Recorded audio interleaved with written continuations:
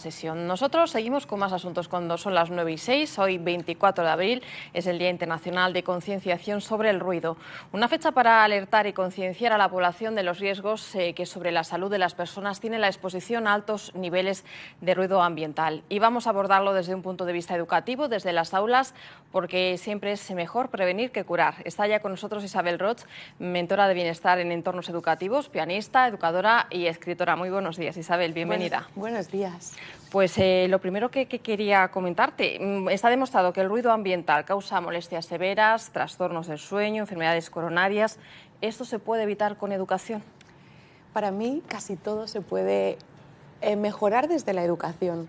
La educación es ese punto, ese motor en el que todos nos convertimos en personas distintas, en las que vamos cambiando. Y el ruido es otro de esos aspectos que debemos concienciar desde el principio. El ruido en exceso sí es perjudicial, nos va creando malestar, nos va afectando nuestro sistema nervioso, afecta nuestras relaciones. Y claro, las aulas, los entornos en los que se educa son entornos que son potencialmente ruidosos, nos juntamos muchas personas dentro y es importante empezar a sembrar esa conciencia sobre el ruido. No es que el ruido sea un enemigo a batir, hay lugares, hay que encontrar el equilibrio entre qué lugares el ruido tiene sentido, hasta dónde, cuánto tiempo y saber equilibrarlo con el silencio que nos permite la escucha, que nos permite la reflexión, que nos permite la comunicación y que nos permite sentirnos mucho mejor. Y en un día como hoy es importante que hagamos ese llamamiento a todas las personas que educan para que este concepto del cuidado y la conciencia sobre el ruido y todos los efectos que tienen en las personas pues esté en su comunicación con los más pequeños. Isabel, porque el ruido podemos decir que es además como una cuestión cultural, porque en cada país se concibe de una manera. O sea, si te pones a pensar en la India, el caos y el ruido en el que viven lo tienen interiorizado. Luego, por ejemplo, en Japón es completamente lo contrario. Esto imagino que será desde la cuna. Sí, cada sociedad tiene unas características, entre ellas la manera de comunicarse y la manera de estar en los entornos compartidos. Y eso va con nuestra cultura, pero también para mí es importante que reflexionemos sobre ello y veamos qué cosas nos traen beneficios y qué cosas nos traen malestar. Y yo siempre pienso que en educación una de las palabras más importantes es el equilibrio. Para mí, llevarnos a una sociedad silenciosa no tiene tampoco ningún sentido. Y nosotros, España es un país generalmente ruidoso, nos gusta las fiestas, nos gusta comunicarnos, muchas veces tenemos un tono de voz alto y eso es parte de nuestra expresividad y de nuestro carácter. Y está bien, lo importante es que sepamos cómo nos afecta eso y hasta dónde y en qué entornos utilizarlo y eso compensarlo pues con ese cuidado y esa conciencia también de todos los beneficios que nos trae el silencio. Te vemos ahí, bueno, con varios de tus libros. En uno de ellos, Lencio, el niño ruidoso, precisamente enseñas esto. ¿Cómo se puede evitar ese ruido con educación? Sí, realmente yo llevo mucho tiempo investigando sobre el tema del silencio, de todos los beneficios que nos trae y de cómo introducirlo en la infancia.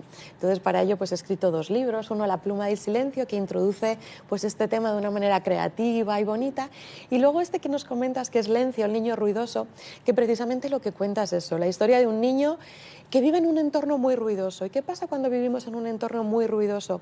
Primero, a nivel fisiológico, que nuestro sistema nervioso se altera. Y nuestro sistema nervioso es el que nos hace relacionarnos con todo el entorno. Cuando estamos alterados, somos mucho más reactivos, mucho más violentos, mucho menos reflexivos, pacientes. Entonces, nos va modificando a nivel fisiológico. Esto nos afecta a nivel emocional, que es lo que le ocurre a Lencio en el cuento, que cada vez se empieza a sentir peor y nos pasa a todos, ¿no? Estamos más cansados, más irritables, más irascibles, no sabemos qué nos está pasando, pero es que nuestro sistema nervioso está alterado.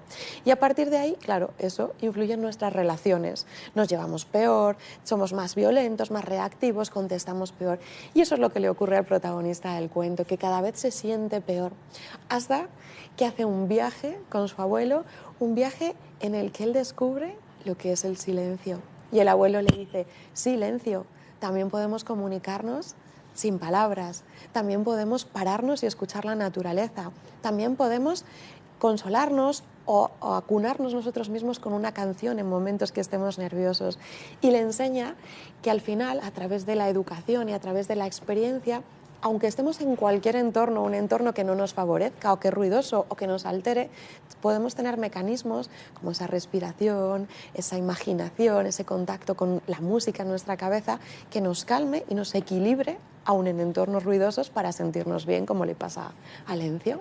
Pero eso, Isabel, es fácil de inculcárselo a los más pequeños, porque piensas en un niño y desde luego en silencio no es la palabra que te viene aparejada. Ellos quieren más revolución, siempre están pues, preguntando cosas. ¿Esto cómo lo inculcáis?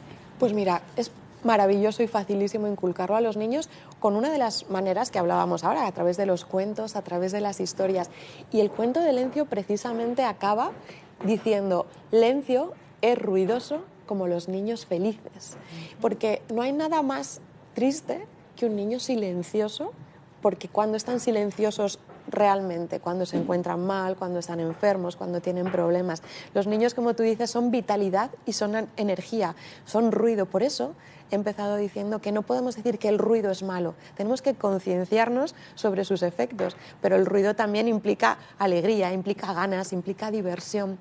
Pero si nos fijamos, también los niños son grandes maestros del silencio. Cuando están ensimismados en una actividad, son capaces de estar mucho tiempo en silencio con sus propios pensamientos, con su propia actividad. Y es que ellos tienen innato ese equilibrio entre ruido y silencio. Ya cuando juntamos muchos niños en un aula, tendemos más hacia el ruido, pero ahí hay muchísimas herramientas que son las que yo enseño en los cursos de formación que hago para docentes sobre el silencio.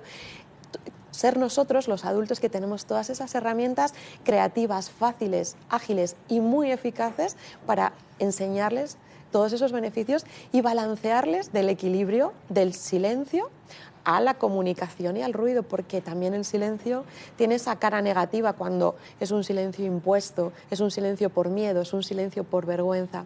Entonces siempre está que inculquemos un silencio flexible y una conciencia del ruido usado en los momentos apropiados. Y eso es facilísimo con los niños.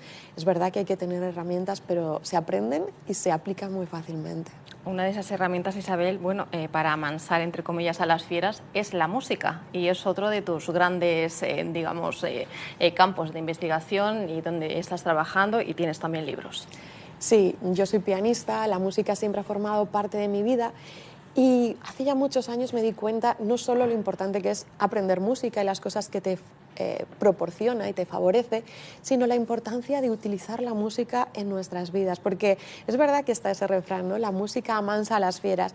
En realidad lo que hace la música es incidir en nuestras emociones y a través de cambiar nuestras emociones también cambia nuestra energía y cambia nuestra manera de relacionarnos. Entonces, si sabemos un poquito, si tenemos unas cuantas pistas, que son las que yo explico en mi libro Música, tu gran aliada en el aula, en este caso aplicada a los entornos educativos, podemos utilizarla sin saber nada de música, que eso es la magia que tiene este elemento, para cambiar completamente el entorno, para modificar las relaciones, para cohesionar los grupos, para potenciar la memoria, para potenciar la atención, que es tan importante en este entorno de lo que estamos escuchando.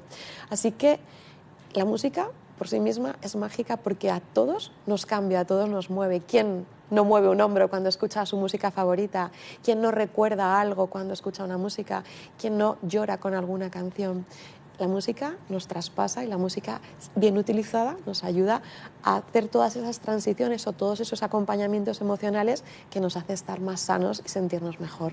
Cuando hablas de música en las aulas, ¿te estás refiriendo a algún estilo en concreto o se utiliza todo tipo de música? Para mí lo más importante es que abramos la mente de los niños. Cuando estamos restringiendo en cualquiera de los ámbitos de la educación, estamos perdiendo una oportunidad de de acompañar o que una persona se abra en todas sus posibilidades. Para mí es importante que los niños conozcan todos los estilos de música, siempre con varias premisas. Uno, con calidad musical. En todos los estilos hay música de mejor calidad y de peor calidad.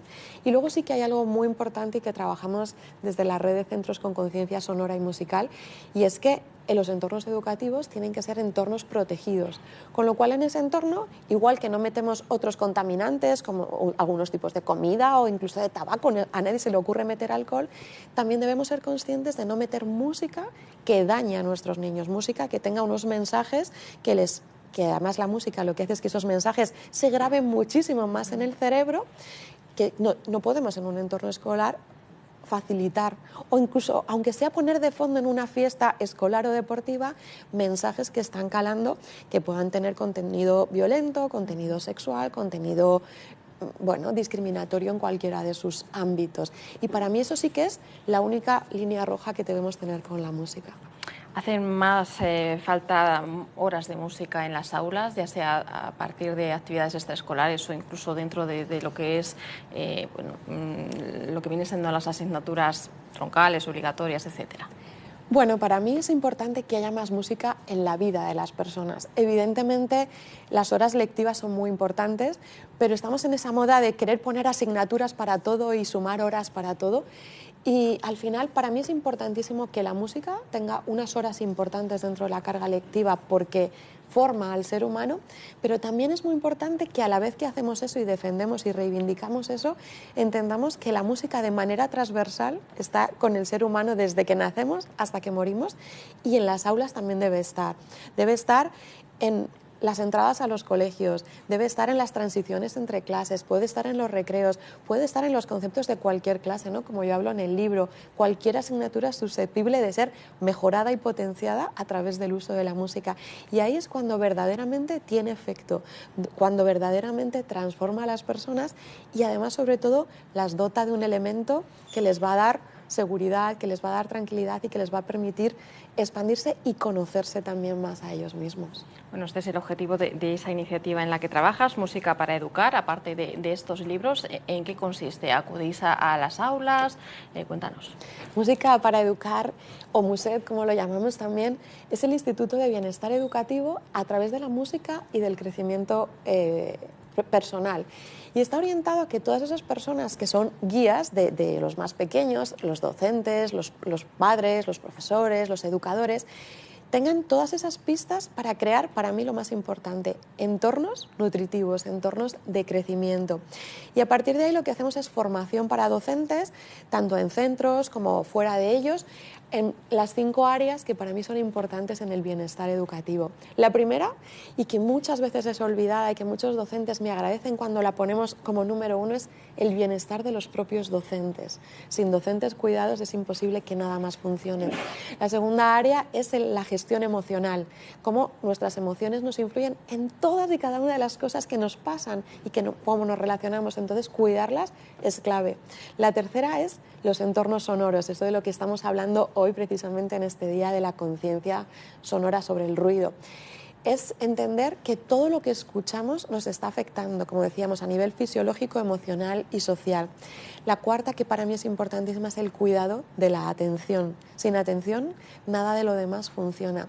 Y la quinta, que tiene que ver también con lo que escuchamos, es la comunicación, que para mí tiene que ser afectiva en un entorno educativo. Y de esta manera creamos esos entornos que modifican cómo se sienten las personas que están dentro y nos dan el abono perfecto, el campo perfecto para aprender y para convivir bien, saludablemente y con muy buenos resultados.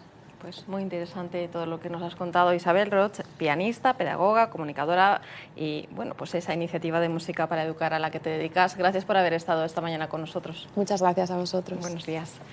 9:20.